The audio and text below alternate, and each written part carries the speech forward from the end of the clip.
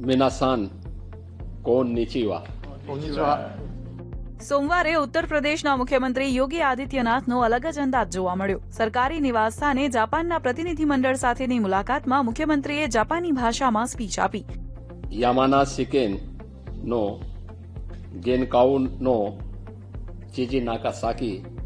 સીએમને જાપાની ભાષા બોલતા જોઈ યામાનાશી પ્રાંતના ગવર્નર કોટારો નાગાસાકી સાથે સાથે તમામ હાજર લોકો આશ્ચર્યચકિત થઈ ગયા હતા. 2 મિનિટની સ્પીચ દરમિયાન યોગી ઘણીવાર વચ્ચે હસતા જોવા મળ્યા તો ઘણી વખત સભ્યોએ તેમને તાળીઓથી વધાવી લીધા.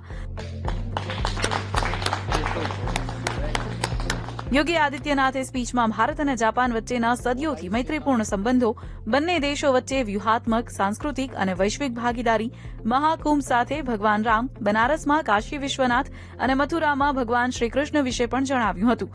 સીએમ યોગીએ વિદેશી મહેમાનોને બુદ્ધ રાઈસ બુદ્ધ ધર્મચક્ર પ્રતિમા ભેટ કરી હતી. દિવ્ય ભાસ્કરનો રિપોર્ટ.